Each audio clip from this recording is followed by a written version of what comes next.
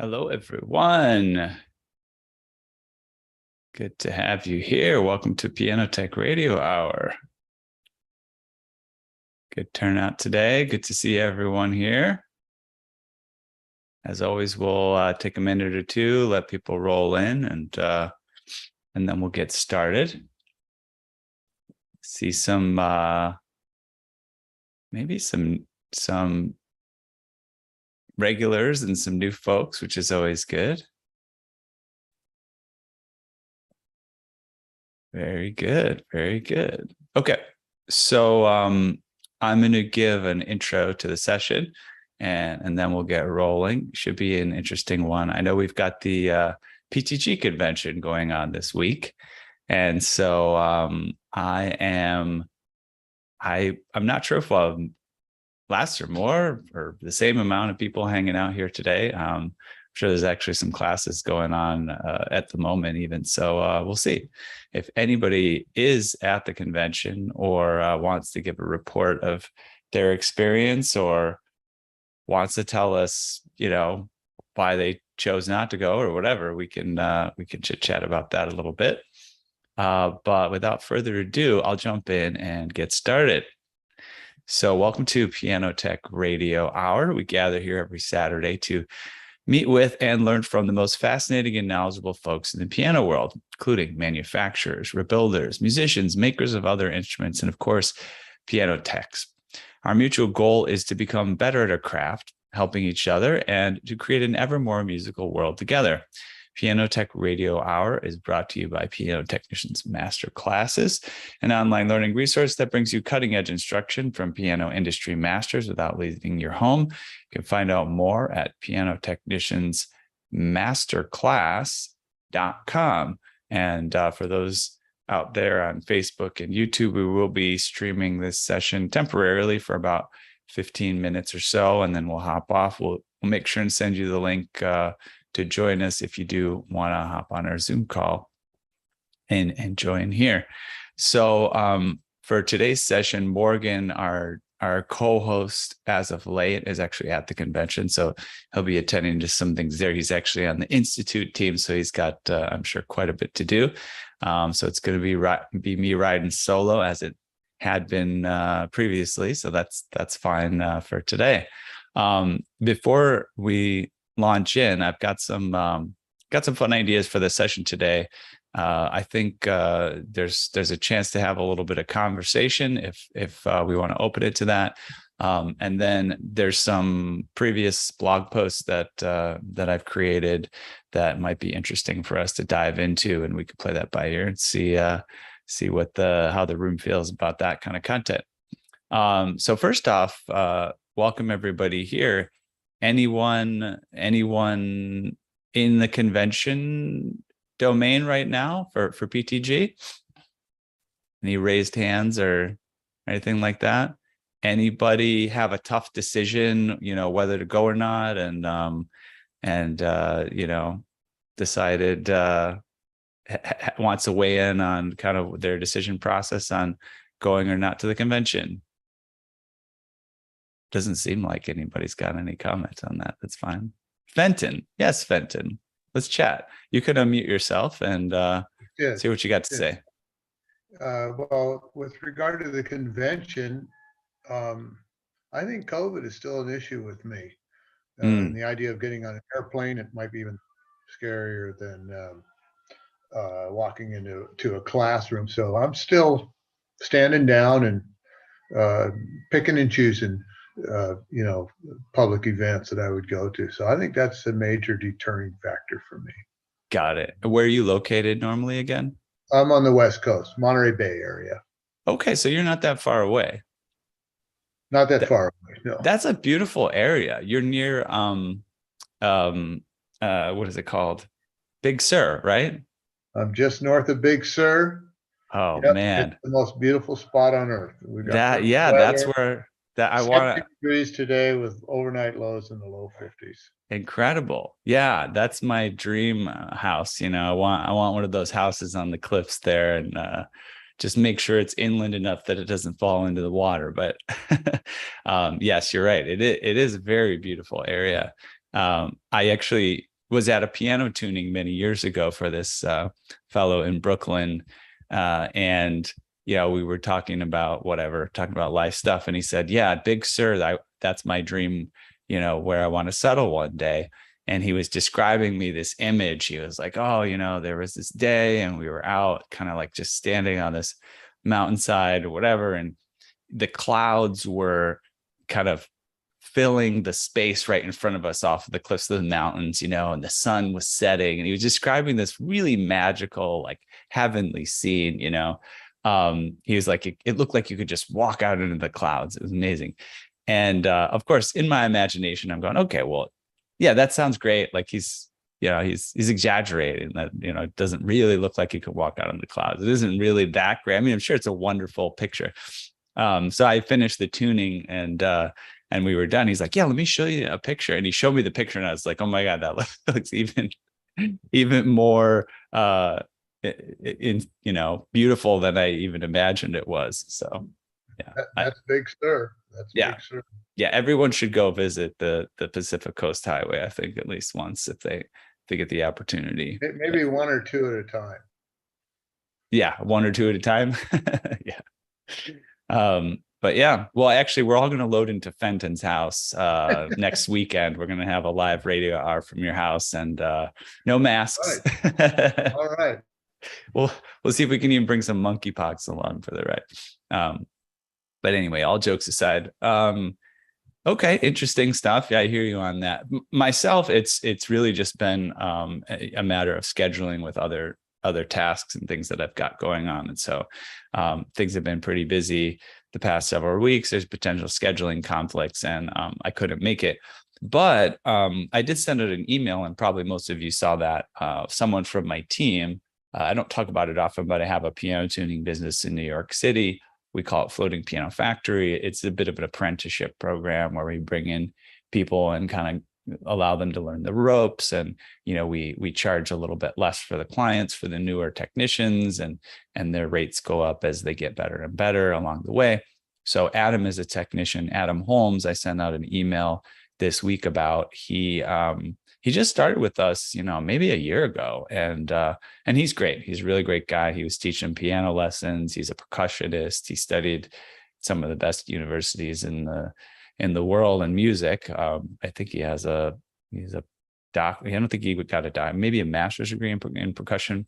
I think from Manus or something like that in New York City. Great education, great skills, really creative guy. But anyways, he's been on the team and really taken to it. He really likes it. And he just took the tuning exam yesterday, and he passed. So congratulations to him on that. He did the written exam a few weeks ago, did great on that. And so it may even be as we speak, he's in the technical, which probably is probably one of the most grueling. He didn't have a lot of we weren't able to get him a lot of like the tools to practice with, like the formal tools. Like he didn't have that formal stringing jig to practice on. We were in process of getting that, and he just wanted to go for it and get the exams over with at the convention. So we'll cross our fingers, and I think he can do it pretty well. He's done well so far with the tuning exam. So yeah, he's there. Things are going well. He actually met with Larry Lobel that we've had a couple sessions with, and is a regular here at Radio Hour. And I sent that email out, and Larry said, "Hey, yeah, like I'll hang out with Adam." And so they met last night, and I believe Larry probably gave him some last minute tips for the technical exam, which is very helpful, and that's great. See a couple other folks jumping in here. Thomas Sills here from Chicago, who joined us last week as well. It's good to see him again. He probably can't hear us yet. It says he's connecting to audio. So anybody else have any thoughts or comments about the convention?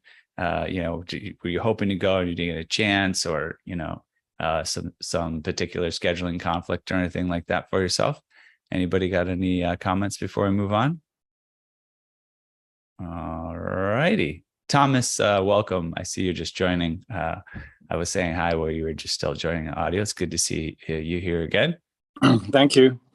Yeah, wonderful. Are you coming from the convention, or did you decide not to go, or what's your convention status? We were talking about that a little bit. It's too far, and it's in Anaheim to boot. So I go there for the NAMM. Once a year is enough. Yeah. I get you. Yeah, and of course I didn't get a chance to go this year. I would have liked to, but just kind of very busy. And we're just saying we sent a technician from our team there, and he just passed a tuning exam yesterday, so that's really great. Great. Yeah. And I've actually don't know that I've ever been to NAMM. I have a good friend who did marketing for them, who I see regularly, and I do know I have a lot of friends that have gone to NAMM pretty regularly, but I actually also haven't gotten out to NAMM much. Anybody else here gone to NAMM much? Show of hands, anything like that? I'm not seeing too many people. Terry Chamberlain, you've been to NAMM? You're muted, Terry. Unmute yourself. Yeah, I couldn't find that small switch too quickly. Hey, yeah. Have you been to NAMM? When it was in New York City years back. Okay, right. Much easier to handle for you. Oh yeah, yeah, for sure. Thomas, you go every year to NAMM? I yes, since 2004, I've gone every year without missing one, except for this summer. That's the first one I missed. For me, it's really a must because it's the way that I get to mainly meet a lot of other dealers, get the temperature of what's going on in the market and in the industry. And of course, I also go there out of loyalty for Mr. Fazioli, because I've been with him. Well, he's been with me since I started. And I know he likes to have friendly people around his booth, helping, especially speaking English. He speaks fine, but he tires of it after a while. Yeah, it's hard. It's hard when you don't speak the language all the time. And so those are really the reasons I go. But I always come back wishing I had even spent more time there, because I learned so much. Fascinating. Now, is it, in terms of the presence of like actual pianos and piano dealers and manufacturers, is that more than like a PTG convention, or the same or less? What's this? I know they're going to have like keyboards and all kinds of musical instruments, but technology. There are more manufacturers there, but to be honest, it's an impossible place to opine on the quality of a piano, because there's just too much noise, and the PTG is much better for that. Okay. And of course, if a PTG is near me, then I have a Fazioli booth and bring a piano for that. But you do see a lot of different pianos, and you see whatever the manufacturer is trying to push as a new idea or a new model. Yeah, I have a vision that I don't think exists really, but maybe we'll move in this direction soon. I think it would be, I think of it almost like a cross between the PTG convention, NAMM, and maybe even what we do here in the master classes or the radio hour. And so as I've envisioned it, it's a place where all of those that intersect with the piano industry can get together, right? So you've got your technicians, of course, that's us. We've got that down pat. We're all have our community going. But you also have your teachers who are heavily integrated in the piano industry. It's good for them to know, what's going on with pianos, and then, just like piano technique, piano performance, that's all part of things. Then you have the players, or you could group that with like students and players. The players are going to want to find out about pianos and maybe potentially network with those other folks. Maybe some of those players are teachers. Maybe they want to network with a with a piano technician so they can kind of build some collaborations in their area, stuff like that. And then of course the manufacturers and the industry folks. I think it could be pretty cool. And I think you could program in way more than we do for like a PTG convention. You could get some pretty top level players to kind of be a part of it, right? And perform and do some really cool stuff. And then of course you could have some online components and just make it a global thing. So working on that. It could be the future because speaking for what I see at NAMM and pianos, it's dying. There are not enough manufacturers who are still around and willing to pay the tens of thousands of dollars it costs to, put a booth on there. Right. And frankly, pianos versus the rest of the musical industry, who cares? It's if you look at the first floor of the NAMM, which is absolutely gigantic, there are no pianos. The piano on the third floor, and they only cover a small section of the third floor because there's Taylor guitars and Gibson and all those other people. So I think it doesn't have the mass it needs to continue. And if there was another place where it could happen in conjunction with more folks, it would be more exciting. Yeah, I think it'd be pretty awesome. And those teachers could get, up to date on teaching techniques and even ways to run their business, and things like that. So anyways, I'll be working on that. If anybody has any other ideas around how to make that happen or where to do it or who to get involved, let me know. That would be pretty cool. Anything else before we move on the convention side of things? Any comments or questions or unfinished notions? All right, no problem at all. So for today's episode, for the remainder, we'll see what we want to work on. I thought I'd bring up some of my blog posts. We've done this previously. I've got an array of different topics, depending on sort of the audience today. I found it, and I think other people have found it interesting to kind of get a sense of the world tour, a bit of a world tour I did back in the day. Various places I visited in Latin America. And I feel it really gives an interesting perspective on the sort of global piano situation and what life is like for technicians all over the world and people in the piano industry all over the world. So I think what I'll go ahead and do is that I'll do a share screen just to have the text as an anchor on what we're talking through, and read through the posts and make some comments where appropriate. So give me 1 minute here and I will bring that up. All right. So let's see here. We got through some of that Pianos Inside Out content. This could be interesting. I do have an article on replacing hammer return spring chords. I'm thinking maybe we save that for another day. And maybe you guys, any votes for that? Anybody interested in kind of seeing a little bit of the ins and outs of that? Can I ask you a question, Ethan? Yeah. It's always been a question on my mind as to where people in Latin and South America get their pianos from. I really have no idea because it doesn't seem to be any, direct connection with in the U.S. And yes. we were completely unable to sell a piano to someone in South America. Just logistically, maybe taxes and shipping and all that stuff. It just doesn't even make sense. Doesn't work. Yeah. Well, briefly before I get in, and we can kind of see some of the scenarios. It depends on the country and the city, of course. I did a previous episode where I talked about Anders Piano in Lima, and that was probably one of the more advanced piano operations that I came across when I was going through Latin America. I didn't visit all of Latin America, but Lima is probably one of the larger, more metropolitan cities. And he had, he had a good amount of pianos in a showroom.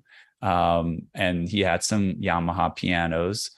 He had German, he was German and of German heritage. And he had about three different generations of piano, piano professionals in his family.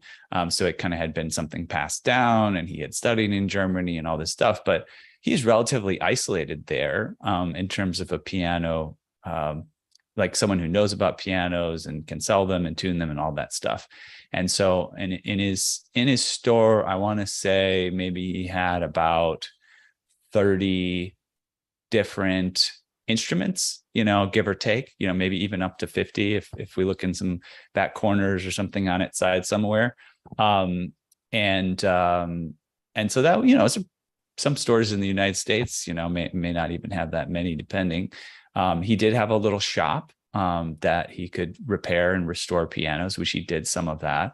Didn't seem like he had a heavy restoration operation, but it seemed like he might do some, maybe one job, every few months or something like that, that's major, and then maybe bring in a piano and do a few sort of small jobs on a piano, maybe replace the strings or something that's not huge, maybe a big regulation job or something like that.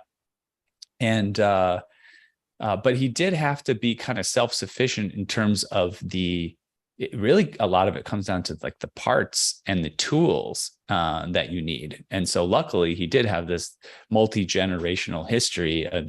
Some of the tools he had were literally from his great-grandfather. And then it just came down to, I believe he had to kind of make a trip, or order special and try to make it a bulk operation, right? Where I'm going to order a bunch of piano parts and equipment and stuff in one order so that the shipping makes sense. And I believe he would go through Germany because that was where his connection was. He had a machine to make a string manually. So he would turn a crank and he could make a bass string right there. And that was kind of the most advanced operation I saw. And I think what I talked about a bit in some of the articles I wrote and that I went through was how fascinating I found it that geography and climate does affect the instrumentation that people have available and that evolves culturally where they live. So, for example, I visited Cartagena in Colombia. Sorry, I visited 3 cities in Colombia: Cartagena, Medellin, and Bogota. Now, Bogota is a little bit more sort of moderate climate, could even get a little bit cold there. And it's just kind of like an urban environment. And so, a piano there, not a huge deal. Once you go to Medellin, that's the land of eternal spring, they call it. Now that's great, to have nice warm weather, but it might be like slightly more humid there, and I don't think it necessarily causes a problem, but definitely like a more high humidity. And then when you get to Cartagena, it's this near equatorial city on the water, right? With it's almost like an island type environment. There's just a lot of coastline there, and the humidity was off the charts. And so I came across this sad old piano. I have pictures of it somewhere, but I wouldn't be able to pull them up right now. But it was like like the molds and the sort of humid loving, whatever they are, growing organisms were just kind of eating up the piano hammers. They were basically melting, and so I was told about Cartagena, like, you just can't really you have to have climate control. You really can't keep a piano there if you don't have climate control. And so then what they had was a few, like a university or a larger music school connected to university or whatever, and they would have the rooms and they would have the pianos, and they had to be in climate controlled areas. Otherwise you're kind of screwed in terms of keeping the piano up. And then in where I lived, mostly in Arequipa in Peru, was more of like a desert climate. And that was interesting because, you know, you couldn't help but get cracks in the soundboard of a piano. A good friend of mine, who I talked about a little bit here, Hernando Torres Fernandez, he was a diplomat from Peru. He had been to Chile and probably like Switzerland. He traveled all over the world, and he also played piano. And yeah, I took a look at his piano, and there was, you know, he couldn't help. He had moved it all over the world with him, and so it's seen so many different climates, and then returned to this place in Peru, so that the humidity was so low, like you couldn't help but just get some cracks in the soundboard. And I also have some photos, which is kind of funny. I got to visit this guy who was, you know, very wealthy guy in Peru. They have alpaca sweaters, and he's basically like the alpaca sweater guy, right? And he had like 8 or 9 sports cars in his basement, vintage sports car. He had all these trophies from his horse racing stuff he did. Really interesting guy, really cool property and house. The house had a pool inside the house. And the piano was right next to the pool.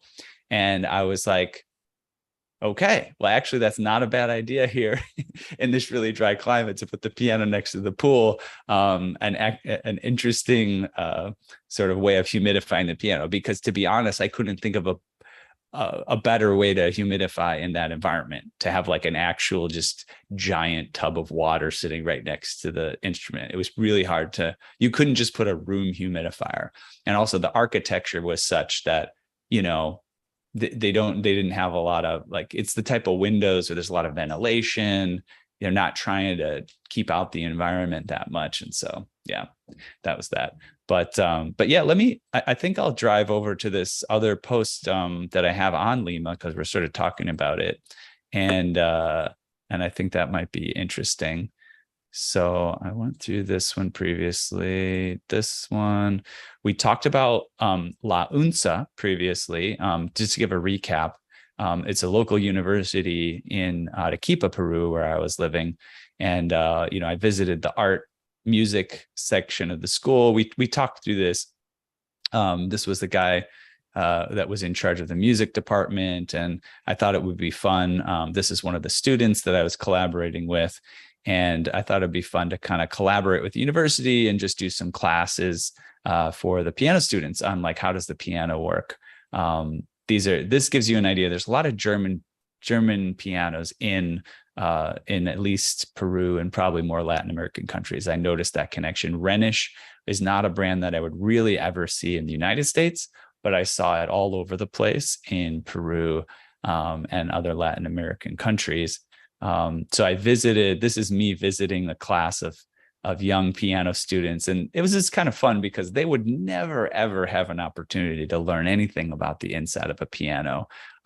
This was almost 10 years ago too. So less information available on the internet and things like that. You know, so we took the keys took the action out of the piano and the keys out, and gave them a sense of the mechanics of everything and how it works. Ended this post with a little bit of a lunch with my friend, where they had a professional beggar here next to your table who would always try to get your food. This was actually in Bogota, and I believe I did walk through this post, so I won't spend too much time on it. But again, just to recap what's going on with this one, they had a dehumidifier in the action cavity of the piano, which we talked about. I remember when we went over this post. That's not so common these days, but that was there. Oh, here you go. Here you go. This is the piano in Cartagena that I was talking about. This thing is literally melting in the humidity. Give me 1 second. I'm going to close this door over here.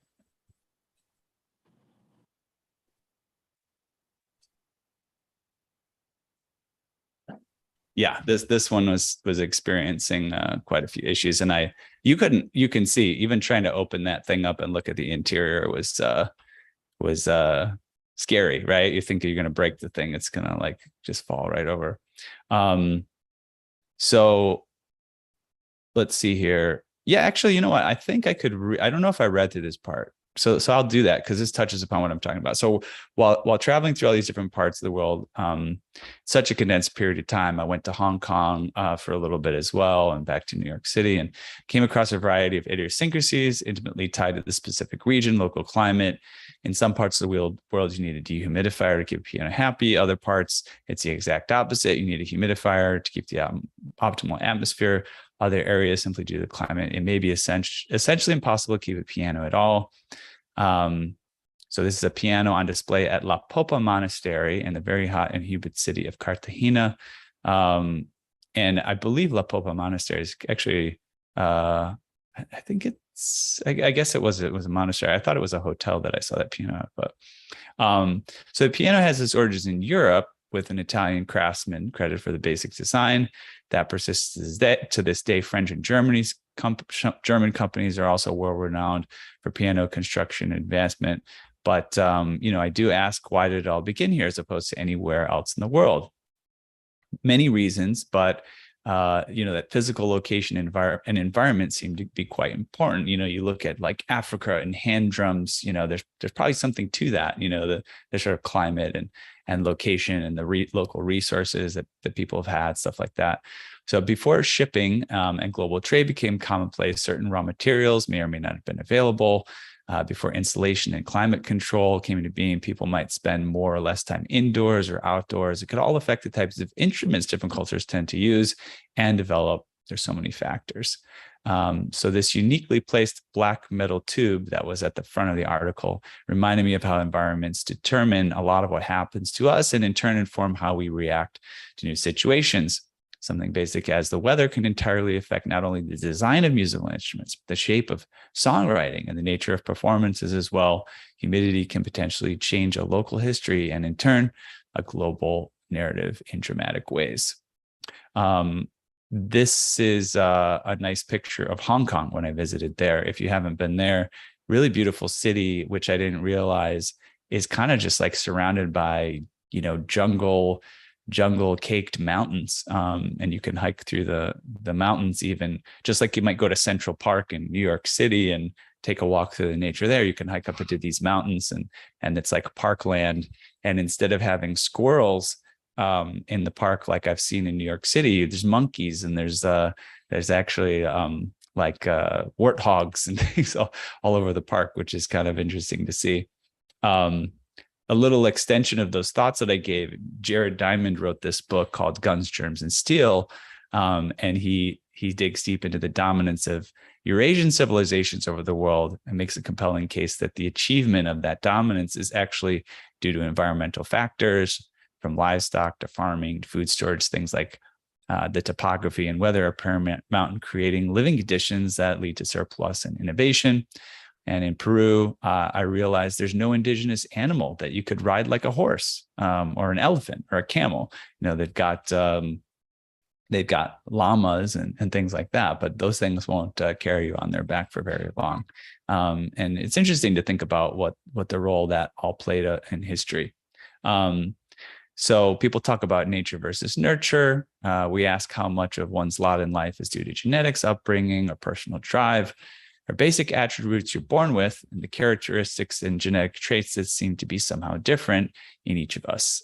Then there are many additional factors that come to us through education, societal influence, the onslaught of the world, and our own drive for self-actualization. Each new layer plays its role. So I often reflect on how playing or owning pianos has been linked with affluence and sophistication. But even as a piano lover, I often balk at the silly association. I realize that one area of the world may be underexposed to piano simply due to climate. And I think of the associations we make to the type of instruments kept in that area, and it feels a little bit silly. Whether we think of it as due to nature or nurture, some people are simply robbed of the opportunity to know pianos. Just don't have them, where they are. And I did see that in Peru quite a bit, especially if I looked at, Arequipa, where I mentioned there were a few people with pianos, but there was one piano store with two or three like new upright pianos. I don't think they had a grand piano, and it was a general music store that just happened to have some acoustic pianos. And so, try to think about getting someone a piano to learn to play acoustic piano there. It's not quite likely. So supposed border between nature and nurture may be more blurred than we realize. It could be that many of the things we inherit genetically are intrinsically tied to the homelands or the home lives of ourselves or our ancestors. Things are ingrained so deeply, we can't see how they all began. And sometimes it seems in a very humble way, we cannot take personal credit for much.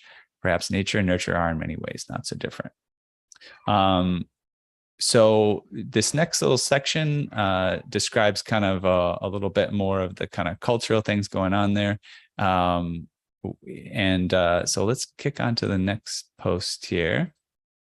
And let's see if this one, this is me meeting a couple local piano tuners. And actually, I think I walked through this, but I will give a brief summary.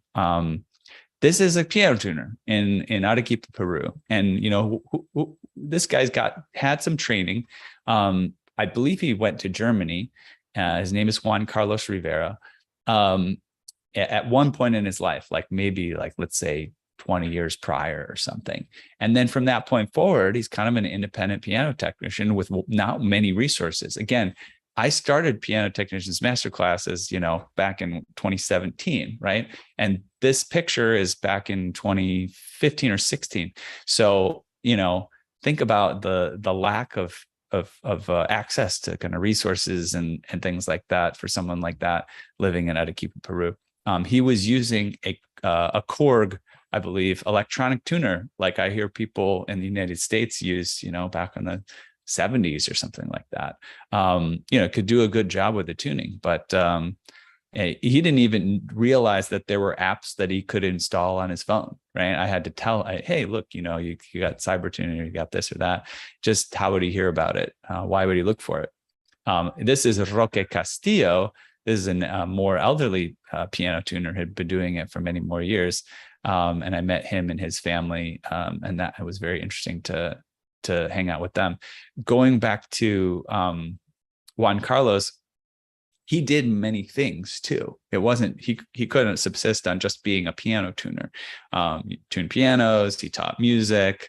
I think he might have even had one more other job. But I was impressed by the large family that Roque Castillo could father on his piano tuner life, you know, sort of career. So I don't know what his life was like in terms of having a career, but he did have quite a large family and they all seem to be quite happy. So he must have been able to develop some, and I believe he was kind of full-time piano technician and tuner. Here's some of his tools. Again, stuff that's hard to come by. And I did go through this in a previous session, so I won't dwell on it too much. This is Roque's grandson, who is very sweet, and we stayed friends. And there's a piano that he had in his house to give you a sense of what kind of was available and what they played on.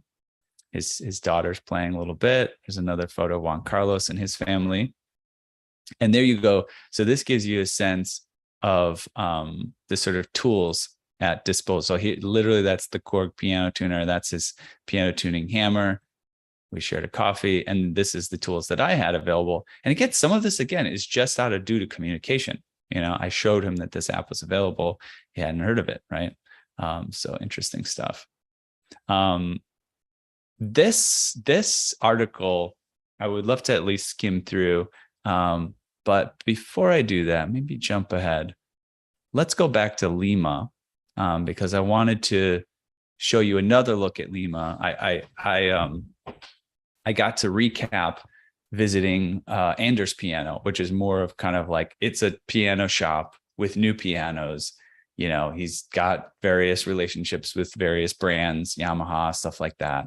But here's a look, at least at the front of this article, at sort of like a local piano restorer, and you know what they're up to.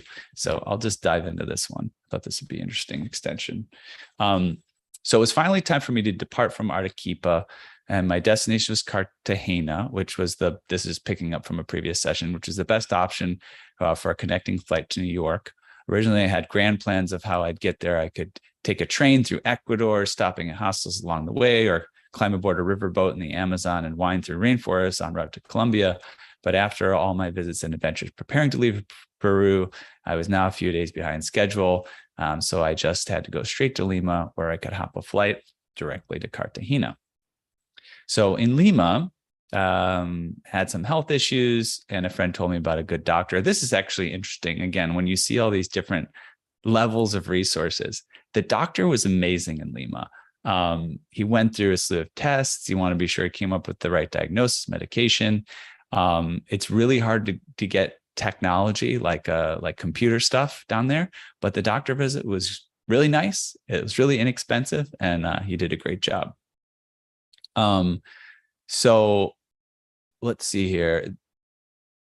We'll jump ahead here. Doctor again. And so here is a piano related destination behind these doors. I would never have known there's a collection of pianos hidden behind these doors. So I was staying at a friend's house in Lima, and she knew of a man named Hector Gonzalez, who supposedly had a menagerie of antique pianos, and I was intrigued, and I just had enough time now to meet him. So I did set up a meeting, and finding the shop was a bit tricky. It was hidden behind a secret door, as I showed, in the middle of an unfamiliar neighborhood, and was very easy to miss. The only indication of what awaited inside was a small piece of paper that said pianos with a phone number. I think it was on the door, that slip of paper. And again, a multi-generational piano family. So I believe this fellow had a couple of brothers, and they had this operation where they kept pianos and restored pianos and sort of had call it a used piano dealership, but relatively informal when you think about it.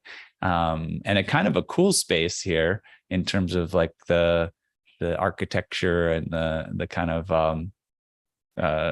interesting ironwork and stuff like that. But a little bit of an ad hoc space for piano stuff. Here's one of the pianos that they had inside this place. And it turns out that this wasn't a collection of antiques, but a shop full of relatively new pianos. The man I met works with a few of his brothers to run the shop, all of who are third generation, to keep up the family business, which did remind me of Anders Piano, which I mentioned. When I left, I looked back at the doorway once more, as with Roque's big green door, or the elusive red door in Urubamba, referring to other posts that led to the seminary. Sometimes it's hard to know what awaits for you on the other side. To find these secret spaces, I have to search pretty hard. Once I do, I discover an entire story I never would have known was there. I have a question. Yeah, go ahead. What you got? I mean, there's something a little bit weird about the little piece of paper that says pianos and no signage. Does this have something to do with a fear of being, known to the wrong people as being a store of something that's kind of luxurious? Oh, yeah, I don't know. That's a good question. Or even maybe just a fear of the taxman and the government. Yeah. There seems to be something odd. Yeah. Peru's an interesting place. There's been some, political issues in the country, which my wife can talk more intellectually about because she studied it for her graduate work. But, that's an interesting perspective. I do know that when I talked to Anders from Anders Piano, there was a period where his shop was shut down. Like he could not operate for multiple years just because of, political conflicts that just made it wasn't feasible for him to have his business. So it was shut down for several years, and then he was able to reopen it and get back into business. In this case, it's a good question. There's a combination of lack of it's culturally different there, and so like there's lack of knowledge about how to market yourself. Even, I mean, to be honest, like that could be a piece of it. It was actually, there was something refreshing about living in Peru, especially in the the slightly smaller town of Arequipa, where I was. So Arequipa is the third largest city, aside from Lima and Cusco. Cusco is the one is near Machu Picchu, and there's no blinking neon signs. There's no, even billboards is really not as common, and it really made me aware of just how inured we are to this idea that we're going to be marketed to constantly in the United States. Like there's going to be a billboard on the road. Like, there's going to be 1,000, right? When you watch, when you go to do something entertaining, there's going to be a sponsor that's, heavily pushing their product in some way. It's a different kind of marketing. So like, if you go around the main square in Arequipa, it's a tourist place. So people come out and they say, hey, would you like to come to my restaurant? Take a look at the menu. Would you like, yeah. So you've got a little bit of in your face stuff, but it's not so like large scale programmatic marketing pushing stuff. So I think that could be just part of it. Maybe they just have their space and that's where they do their work and they do their networking somehow in a different way. But yeah, you're right. There could be that aspect of it. It's definitely, there's also there's cultural things that I had to, like even going there, part of my mission was all the work I did was for free. So I would tune people's pianos and I would do it for free. And then I would just say, I'm just doing this because I want to find a fun story in it and I'll write about it on my blog. And that was interesting because people were like suspicious. Why would you tune my piano for free? I don't know if I want you to do it. Then maybe you're gonna ruin it, or you got something up your sleeve or something like that. Yeah. If you told them it was $150, they probably would have a heart attack too. Yes. That was part of it. Yeah. Yeah. Nice. I think the most I got for a tuning was the equivalent of $100. And the guy, insisted. I forget whether that was for that. Maybe I did some regulation work for him or something, but he insisted on paying me. And so I told him, hey, listen, like if this was in the United States, it'd be maybe a few $100 or 1,000, right? If it was like regulation stuff. And he's like, okay, well, I'll give you like 100. But yeah, exactly. So, but yeah, interesting observation. In terms of getting back, let me look through the rest of this one and see if there's some interesting things in this article that I'm on right here. I have this wrapping up, and we can go back to Colombia, Bogota. I don't know if I got a chance to talk about the violinist that I visited there. This one's mostly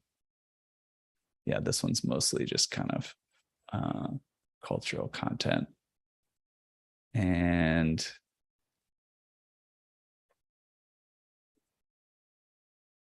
yeah, let me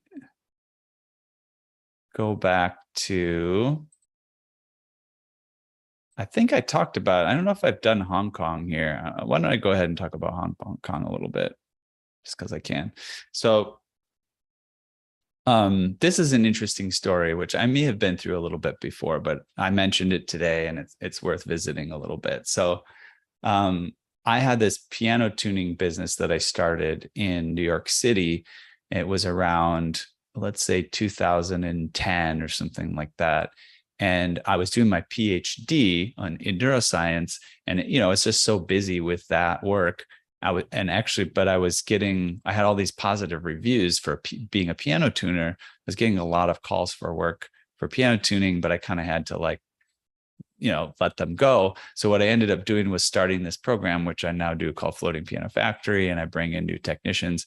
So it started with a couple technicians that didn't know, they were musicians that didn't know how to tune pianos, and I started them from scratch and taught them how to tune. And then basically they were able to take on some of the work that I that I couldn't do anymore, but I made a business out of it instead of just passing those on.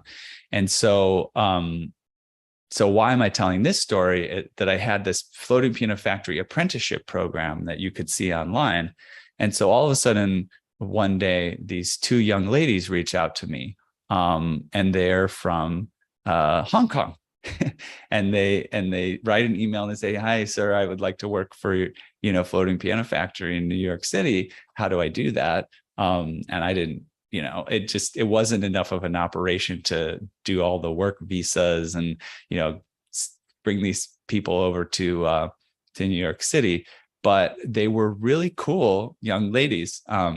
This young lady's name, she called herself Macho. I don't know what her real name was. And the other one's name was New Way. I don't know if I have a picture here, maybe further in the article. And so what ended up happening was I just kept in touch with them. I had a goal of trying to expand Floating Piano Factory from New York and have a station in Hong Kong where we take the model and get them work in Hong Kong. I soon realized, again, culturally, it's such a different environment. So in China and Hong Kong, there's much more of like a corporate control over that type of work. There's some larger organizations like Parsons Music or other existing corporate presences where they just kind of take care of piano tunings for people. They have all these contracts and stuff like that. So that's one side of it, which makes it hard for newer younger people to get into the work. And then there's also this cultural thing of people think that if you're senior, you must be better at it, and they wouldn't want to work with a younger person.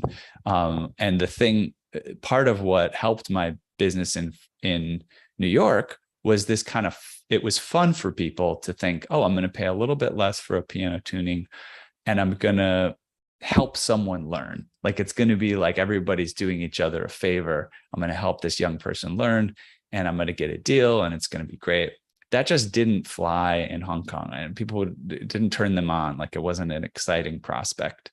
It kind of sad, because you saw these two young ladies who were very passionate about learning things and doing a great job, but really no way to get into it. The pricing was also lower in terms of what you could make. And again, they had very little access to resources to learn how to do it, right? And so I would do these calls with them. This is kind of the origin of all this online stuff that I was doing, is I would do calls with them, and we would talk through, how do you tune the piano? And, I would have them actually record their tuning sometimes, and we'd like make a graph even of the tuning that as they did it, and look at the ways that they were off on the different notes, and we kind of evaluate it and go back and forth. So what did I do while I was in Peru? I was continuing to mentor them and try to start Floating Piano Factory in Hong Kong, which, like I said, never really worked out. But at some point, I decided to go visit them, because why not? So I went all the way to Hong Kong, and I stayed at Macho's house, actually, with her parents. They have these tiny places to stay. Everybody lives in these tiny little apartments. So I stayed. Her sister bunked with her, and I stayed in her sister's room, and it was just big enough for me to lay down. I mean, literally, there was like no space. But it was sweet, and it was fun to hang out with them. I was also jet lagged the whole time. So yeah, let's talk through this a little bit while we have a few remaining minutes, and maybe we'll pick it up later. Here you can see, this is literally what I was talking about. We're hiking through a park in the mountains in Hong Kong, and there's the monkeys. They're trying to steal your food if you have any, and they will aggressively come. And like, if you have a plastic bag, they know that it might have food, and they come and take that from people. So for a while, I wasn't sure if I would go to Hong Kong. There was a lot to figure out. Would the timing work with my stop in New York? Was it worth the expense? What would be the best use of my time there when I arrived? However, I did want to meet our two technicians, Macho and New Way. They contacted me over a year ago to get involved with FPF, and we've been working to get them set up in Hong Kong. I figured that by going to visit, I could better determine what our approach should be for this area. On top of that, I've been trying to spend more personal time with my coworkers and to get to know people better. Macho's family was kind enough to offer me a place to stay, so I decided to go for it, and I did book that flight from New York City to Hong Kong. It's a very long flight. I knew there would be jet lag, but I think I underestimated just how hard it would be. Basically, that I got over my jet lag by the time I left, which was kind of unfortunate. We had days planned where I just accidentally slept through the whole day, and they had to we had to not do our plans. But I figured with the rising sun, trying to reset my clock would be the best plan. So upon arrival, Macho asked me to go on an adventure. So she took me on our bike ride, and we went throughout the city of Hong Kong, which was great. And what I hadn't realized is she hadn't actually ridden a bicycle in years, so she struggled a bit, but it meant a lot that she went to all that trouble for me. And we had a nice ride along the river, and I started to take in my surroundings. So right away, I was struck by how things are organized in Hong Kong. So it's all about, from my perspective, making things efficient, in limited use of space in ways that are highly functional, but also beautiful. On the other hand, how can everyone be in such tight quarters all the time and not want to hit each other? I also noticed the interplay of the urban structures and surrounding green spaces in New York Central Park, as I mentioned, is kind of like the urban center of the urban landscape, some nature there. And it felt more like the city was growing up amongst the nature, melding and merging. And no one, in fact, was hitting each other there. Everyone was very kind, not to mention the incredibly hardworking.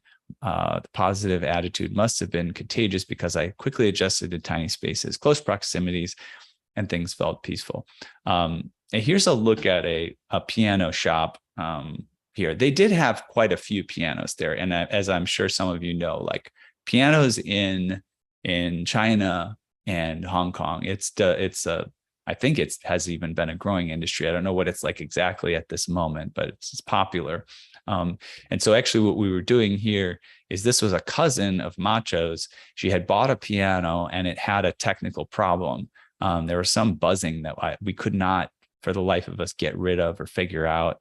And so I was going there to kind of act as like a, advocate, because she wanted to get a new exchange this piano, which was like non-functional, get a different one, which was hard because I didn't really speak the local language, but I did my best. So we went to this store, and you could see they had tons and tons of pianos. There were maybe 4 or 5 rooms this side on the level of a warehouse. Very similar, unassuming situation. We just went into a large building. We took an elevator up, and they had a bunch of pianos in this place. Was it called Parsons? I don't think this was Parsons. Okay. I think there was something else. Yeah, it was a little bit more less larger corporate situation. So speaking of efficient use of space, it turned out that Macho's new apartment was in a building whose first 2 floors were all shops looking like a mall. I was already interested, but then it got even better. One of the shops was a piano lesson studio. Heading inside, we spoke to the staff to see if we could take a look at their pianos. I really wanted to see what they had and to check out the tuning. Apparently, this was a very strange request, but Macho did her best to explain, and eventually we were given permission to go back. Their pianos were in great shape, very well tuned. I asked who did their tunings. They told me they have an ongoing contract with an organized service, like I mentioned. Macho said it's very hard to break into services like this in Hong Kong. There's so much integration with corporations, as I mentioned. I started to feel a little worried and intimidated, and as I said, about building Floating Piano Factory in Hong Kong, and it did not work out. We can look back and say that this was sort of in the moment of trying. In Brooklyn, there's a certain spirit of learning with a love for fresh variety, where a growth of smaller businesses is encouraged. But here, when systems are already locked in place and everything is working exactly as expected, what's the appeal in making a change? So part of Floating Piano Factory is we like to help people learn, to let them in on what we do, but that only works if there's a desire for that kind of involvement. A friend of mine suggested that perhaps in Hong Kong, Floating Piano Factory could be more of a white glove high-end service, offering a personalized approach that larger groups can't provide. We'll see. And I think that's a pretty good place to stop. We're pretty much here at the end of the hour, but you got a good taste of some of the global adventures. And of course, there's places I didn't visit, but you can see how it makes a lot of sense why certain people in certain places and cultures are very underexposed to pianos, why they're also potentially underexposed to education about pianos, even if they have exposure to pianos. And yeah, and how in some places they just don't hardly even exist at all. Luckily, we have them here in the United States, as we mentioned, but our exposure is even shrinking in various ways. So we'll see what the future holds and what the piano globe looks like. But thanks everyone for joining today. Any final comments? Okay, great. Thanks a lot for joining us, and we'll see you again next week. Appreciate it.